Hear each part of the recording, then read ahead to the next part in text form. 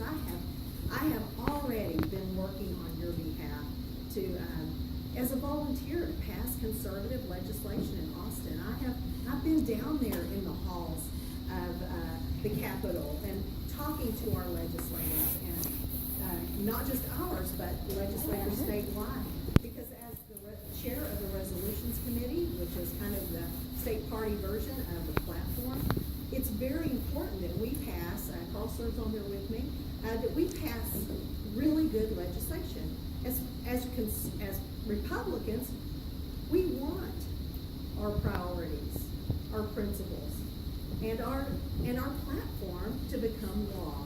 And that is something that I've already been doing. I already have a proven voting record in that area.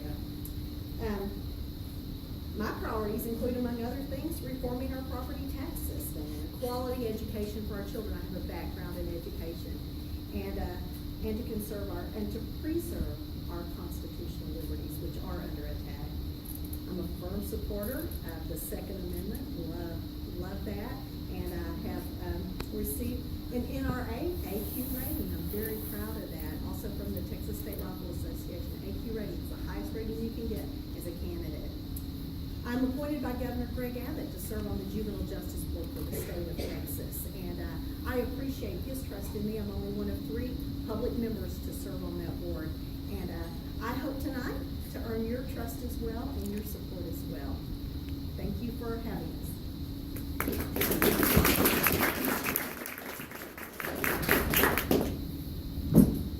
Good evening. My name is John Payton, and again, I want to thank you for the trust that you have given to me over the course of my career as your Justice of the Peace. I haven't just gotten out of the car, walked into the courthouse, gotten back in the car, and gone home. I have felt it to be extremely important to get involved in your community. When I say community, I don't just mean the community that may involve community service, or may involve Rotary blood drives, or may involve Lions Club parades. I'm talking about getting involved in our Republican community, in our community for the youth. You know, I remember a time when county chairmen would come to me and say, John, we don't have enough young people in the party. Our members are aging. They can't walk as fast. Can you help us out? And creating teenage Republican clubs at Plano Senior High, Plano East Senior High, getting involved in that youthful committee or that youthful community to help build the Republican Party here in Collin County so that we can go into the future with generations to show that we can stay conservative here right in Collin County. Transparency has been a huge issue for me all 27 years that I've been able to serve you as your Justice of the Peace. Budget is online, checkbook is online for the county, and again, I applaud the county judge for doing that and making that transparent so that your county government works the best for you, the taxpayer. As in my office, it's always been an open door policy to be able to come in if you've got a question, if you need help. We have been there as your Justice of the Peace to help you and provide you with guidance and assistance, because that's what we do. We are at the grassroots of the community in the judicial system. And so it's been that grassroots that I've been excited to be able to be a part of here in Collin County. 3 o'clock in the morning, putting 4x4s out for statewide candidates, 4x8s for statewide candidates in the wind and in the blistering cold. And you've been there with me, because I recognize a lot of the grassroots right in here, and then always enjoying when Carl Voisberger comes up to me and says, John, do you know that you're one of the strongest voters in Collin County? One of only 3% that have voted in every election since you were 18 years of age. Thank you, and I hope to earn your trust for State Representative in HD 89.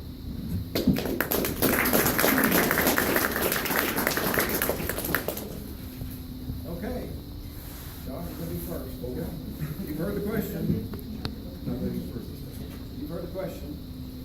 You want to represent us, so why do you feel like you're the most qualified candidate to represent those of us in this room? Having a pulse on the community is imperative. Over the course of the last 27 years, I have been in the community, not just in the city of Allen, not in the schools, not in the city of Plano, not in the city of Parker, not in the city of Murphy or Lucas, but also outside of my precinct. I have been involved in Levon when the tornado ripped through the eastern part of the county, giving 480 hours of community service every Saturday by being out, boots on the ground, with a commitment to helping the citizens of a community that I don't even represent. Out in Wiley when the hailstorm hit, out helping provide bottled water, canned foods at the churches so people could come in and get supplies as they needed them. Being in McKinney and helping out with the animal shelter, or being in Anna and helping with disabled veterans to make sure that we were able to provide a service to the taxpayer and to the community. Being involved in the community is essential to understanding the community, so when you go down to Austin, you know what you need to do to help support your district. But on top of that, I have been down to Austin since as early as 2005, working with legislatures on juvenile justice issues, religious liberty issues, issues that are imperative to us and important that we keep and sustain so that we can have a great community to live in. And I've done it on my own dime. In 2005, 2006, I worked with the Juvenile Justice Committee to ensure that the things that went on back then, the atrocities that those children had to go through, they wouldn't have to go through again. And yet today, the governor of the state of Texas had to dispatch the Texas Rangers to go in and begin an investigation of the juvenile justice system because of 129 atrocities of sex trafficking and child molestation. That's why I want to go to Austin, to protect families, to protect the children of the state of Texas, as I have done for the last 27 years. I want to go down so we can do something about mental health. And with that, thank you.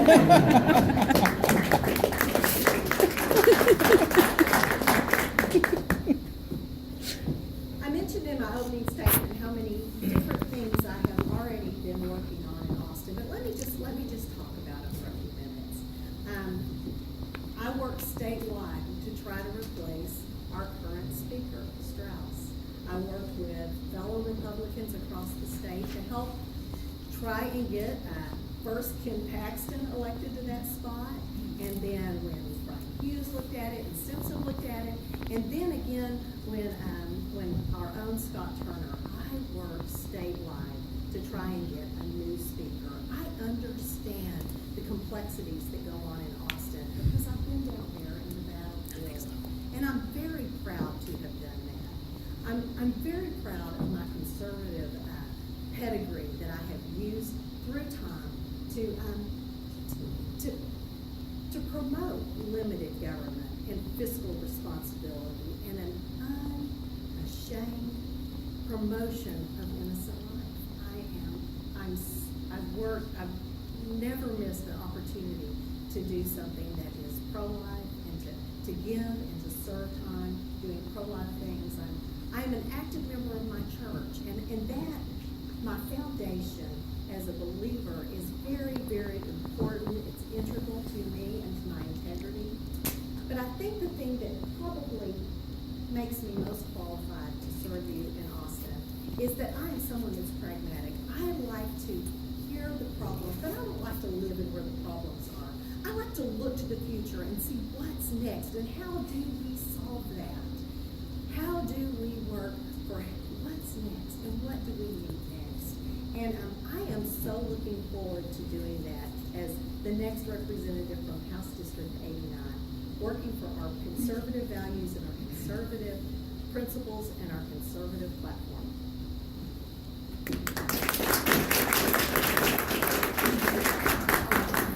You're up still, yeah. The next question was about fiscal responsibility and what sort of initiatives might you take to make sure that we have a balanced budget here in the state of Texas? Wow, I love this question because there's a lot going on in Texas. We spend a lot of money on education and health and human services. In fact, I wrote it down because it's just incredible that we spend 83% of our entire state budget on education and health and human services, which basically is Medicaid. That's very little left over for transportation and for the things that we need. Justice system. I mean, there's just not a lot of the pie left over when you look at that. But so the things that I think that we should do, and there are many of them, but one of the things we need to look at how we are spending our money. Are the things that we're spending our money on, are they core principles? Are they core government issues? Is this something we need to do? And I am all about good health, but why in the world do we spend money as a state on the Cancer Prevention and Research committee? Why do we spend it on the adult stem cell coordination and the cardiovascular disease and stroke council, the diabetes council? I'm absolutely, want us all to be healthy, but I don't understand why we're spending state resources to have these agencies or these councils that, that do cost our taxpayer money. Because that little piece of the pie that's left over after we fund education, after we fund our kids that are sick and in need, then we need to be so very careful with every single dime. I am ready to go down there and look at the whole pie, and make those decisions as we need to. I'm looking forward to doing that.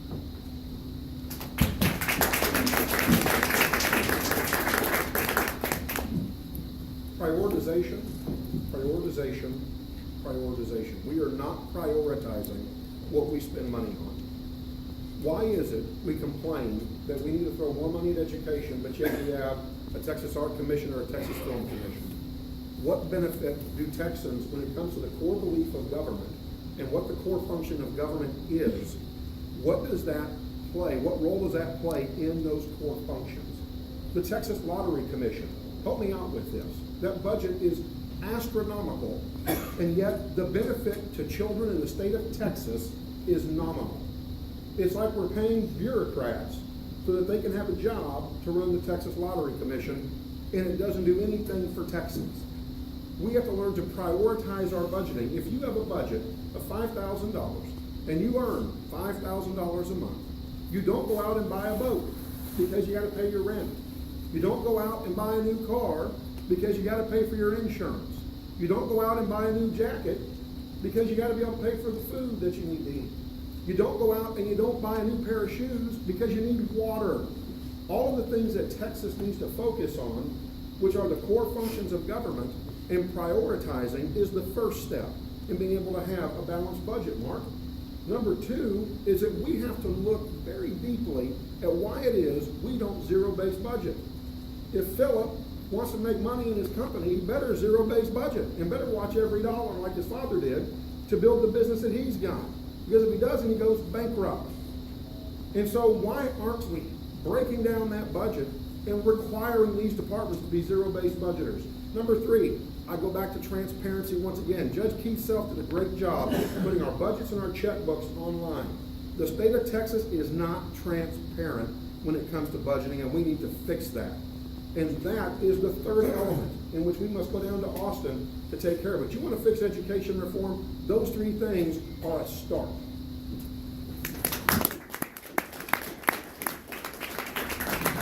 All right, you're up again. I need to exercise. I bet you're getting it. Oh, everybody's getting it more. Everybody is. Again, my hot button issue, we've got these trade associations in the state that lobby for political subdivisions on our dime. How do you feel about that? And if you don't like it, what would you do to correct it? Well, it's almost like we don't need to have legislators walking out of the state legislature and then walking back into the lobbyists as well. Or while they're doing the job, being able to go back and consult or lobby at the same time as well. These trade organizations, again, it's a priority issue. It's a transparency issue. If Texans really knew what their money was being spent on, then they would be very displeased. And we have got to promote transparency across the board so that all Texans understand where every single dollar, their dollars, goes to. I was having a conversation with a teacher, and she was upset because of my ideas on education reform and not throwing more money at education. And I asked her, I said, when you pay your property tax bill on your home, and you see that line item that says the ISD, and that's the largest part of your tax bill, I said, whose money is that? You know what she told me? This is the culture we've developed in Texas. Well, that's the government's money. That's the whose money? That's the government's money. I said, okay, let me take you a step back. You're a teacher, you got a master's degree. Let's step back for a second. Who pays the mortgage? Well, I pay the mortgage. I said, well, how do you pay that mortgage? Well, I teach. I teach well, too. What are you telling me? I said, if you pay the mortgage, the money that's in that mortgage payment, what's it go to pay? Well, it pays for me to build within my home. I said, it pays for those taxes as well. And I said, you deserve the right to be able to hold on to that money. That's your money, not the government's money. And yet you don't have a clue of where it's being spent. And this is one of those issues, these hot button issues for me, Mark, that I'm sick and tired of watching that tax bill go out the door every tax season, and I have no clue where they're spending my money, but yet all these organizations are lobbying down in Austin, working against me, the taxpayer. Local control, back to the taxpayer.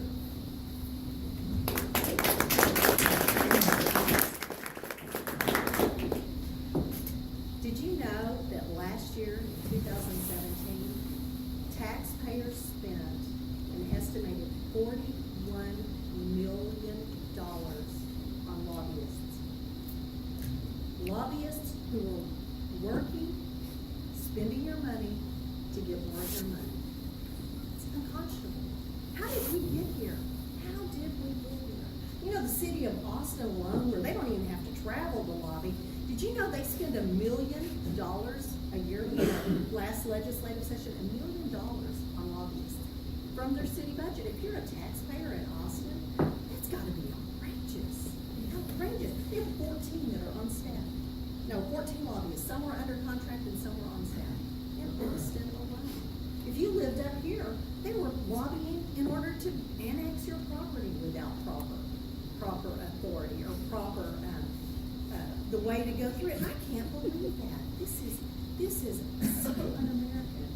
It is so un-Texan, and we need to stop it. We need to stop it. We need to outlaw it, and we need to stop the revolving door between the legislature and. Did you know it's not illegal to be an elected official and lobby at the same time and earn money as a lobbyist at the same time?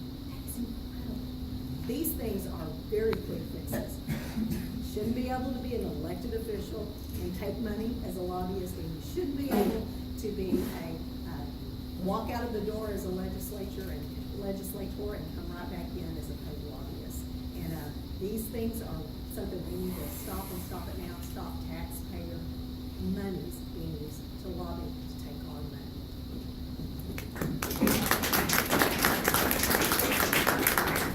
Thank you both for being here. We're going to give you each 2 minutes to make some closing statements. And Andy, you can go first. Well, I'll let first. You care? Okay.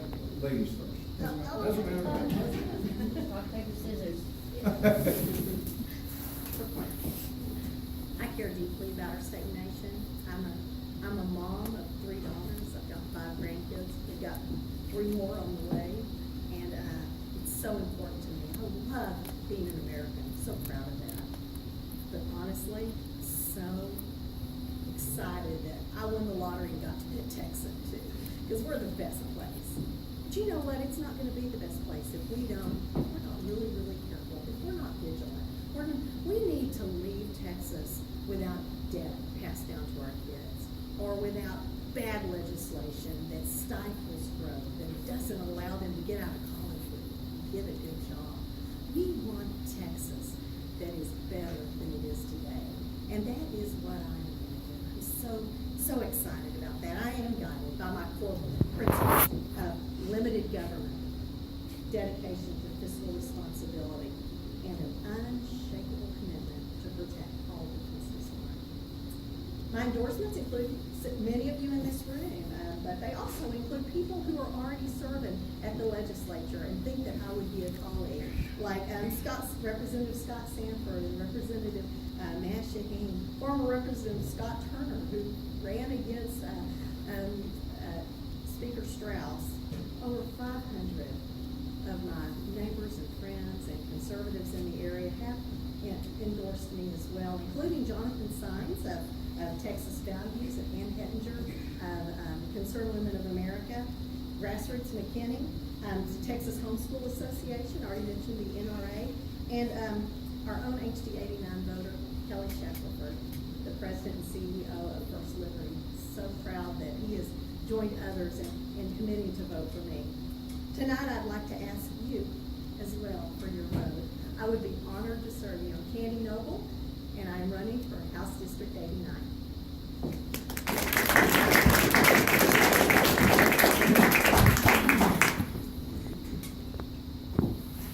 There are several things that have gone unchecked throughout the last 27 years of me being a Republican. And if you go back 27 years, that puts me at 18 years of age. And then even before then, when I got to watch Ronald Reagan on television as a 14-year-old, and my blue-collar grandfather and my blue-collar grandmother sit there and support Richard Nixon, Ronald Reagan, and other Republicans. But in the last 10 years, up until James Dickey was our chairman here for the state Republican Party, the party abandoned us to some extent, losing its conservative way. I've worked hard here in Collin County, working with young people, working with people in the teenage Republican clubs, the young Republicans, getting ready to sit down with them again to help rebuild and make sure we can continue to work hard here in Collin County to elect good conservative voters, as I have done over the last 27 years. Transparency is a requirement across the board, whether it's our party or our state government.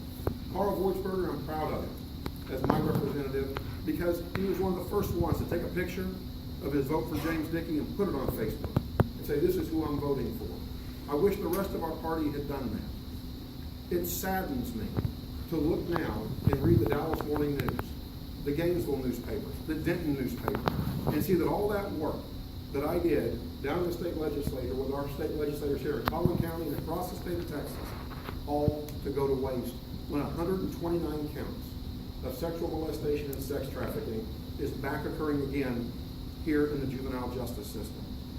I've also received an AQ rating from the NRA and the Texas State Rifle Association, and I'm sitting on a wonderful 800 grassroots supporters and endorsements that you can find on our website. I want to be your next state representative in House District 89. It can't be JP for JP anymore, but it sure can be JP for HD. So remember on March the 6th, JP for HD.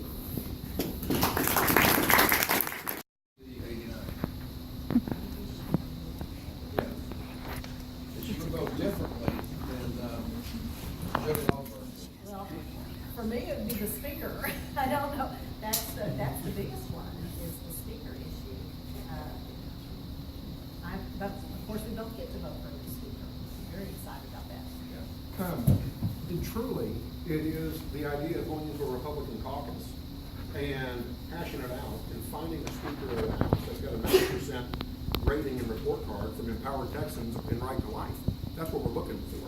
And if there's anything I would do differently, it would be let's produce that individual as our candidate for Speaker of the House to lead us in this very trying time that Texas is getting ready to face, with education reform and religious liberties. So that would be something